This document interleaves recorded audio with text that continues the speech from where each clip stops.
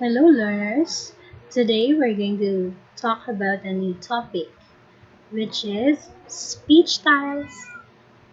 Speech styles is one of the topics in the subject oral communication in context for senior high school. I am Annalisa P. Penantongan from the Division of Lanao del Norte. Okay, my dear learners, before we go on with our discussion on speech styles, let us be reminded of the guide questions that we are going to answer as we go along the discussion or at the end of this presentation. Okay, the first guide question is what is a speech style? Then the next one is why is it important to know the different speech styles? Or is it important to know the different speech styles? Third one, among the speech styles in which we are going to discuss later, what is the style that you are most comfortable with and why? Okay, so these are the guide questions that you're going to keep in mind as we go along our discussion.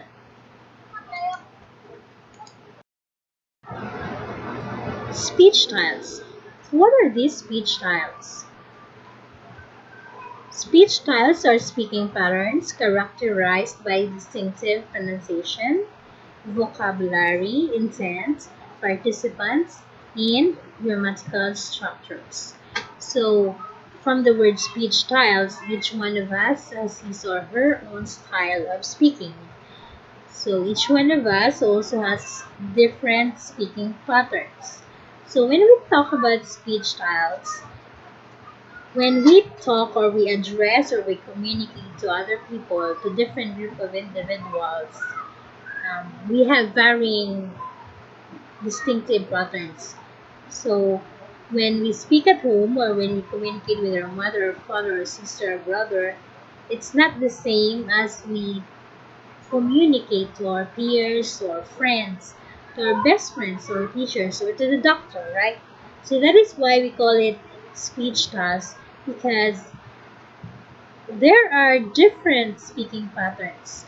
So it is maybe characterized by the pronunciation, the vocabulary that we use, the language, our intent in speaking, the participants of whom we are speaking to, and the grammatical structures that we use in the sentences that we are created for us to communicate with other people.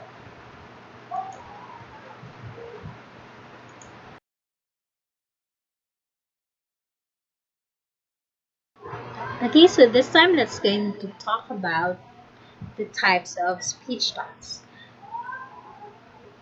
The context dictates and affects the way people communicate.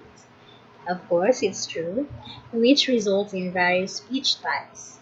According to Jules 1968, there are five speech styles at least. So these are intimate, casual, consultative, formal, and frozen. So each style dictates what appropriate language or vocabulary should be used or observed. Okay, so the first type of speech style is intimate.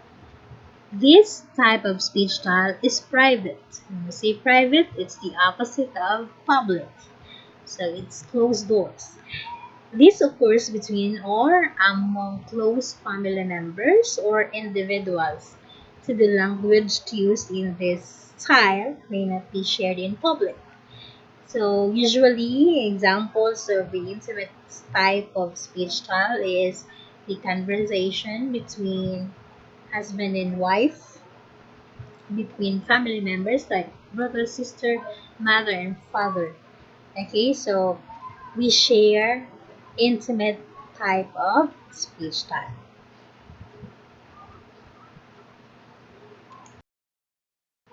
The next type of speech style is casual.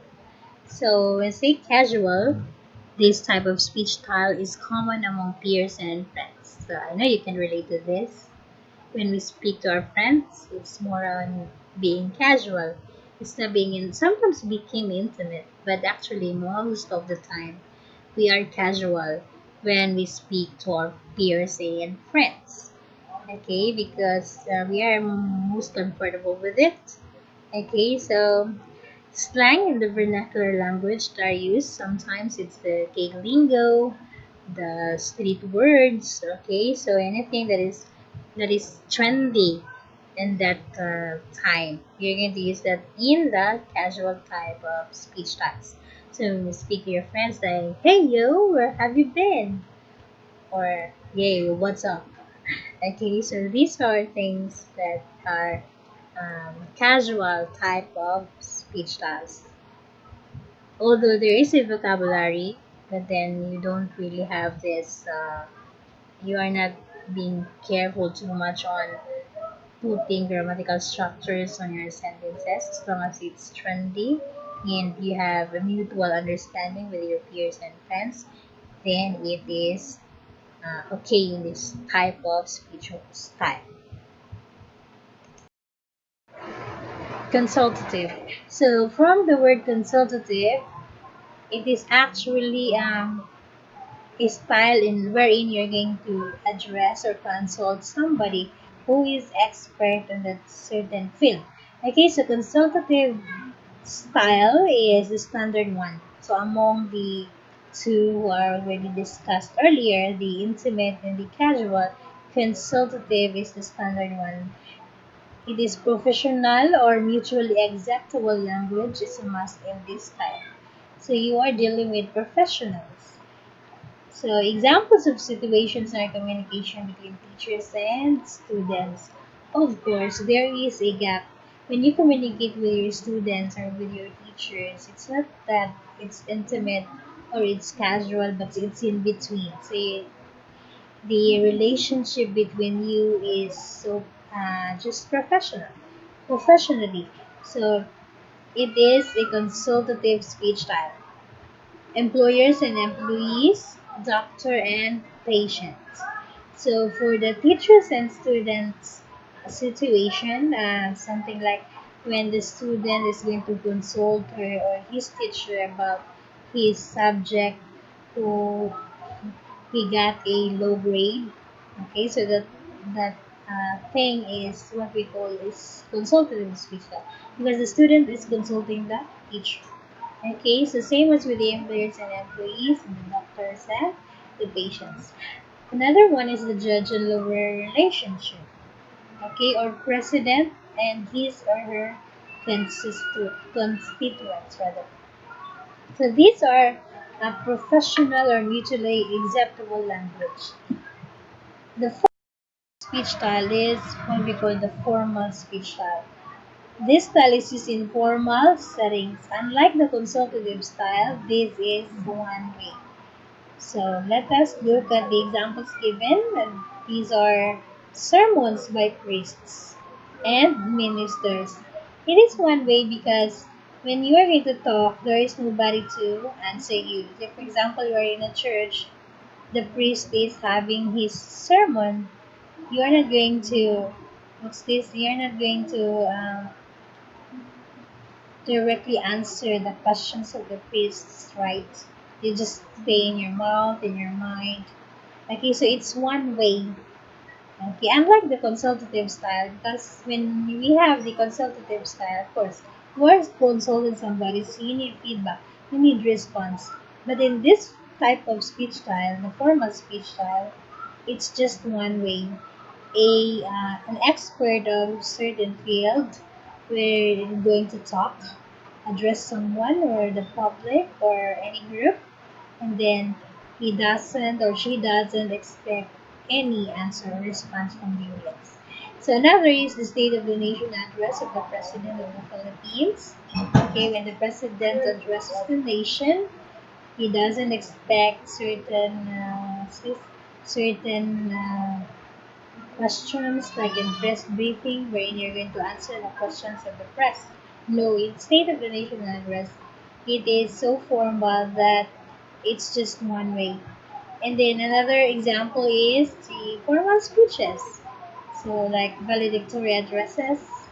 Okay, so when you're going to speak in a meeting wherein you're going to have the opening remarks, That's kind of a formal speech type. And or pronouncements by judges.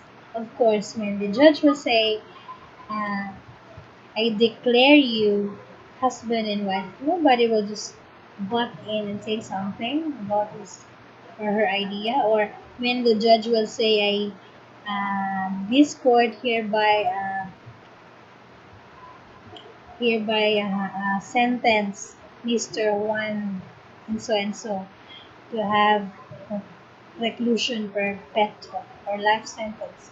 Nobody will say, no, because nobody will say his or her idea about the pronouncement of the judge. So it's the formal type of speech. And then the last one is the frozen type of speech style. So why is it frozen? Okay, this style is frozen in time and remains unchanged. It will not be changed. So what is it in the past is still in the present. It mostly occurs in ceremonies. Okay, so the ceremonies before and then the ceremonies today have not changed, right?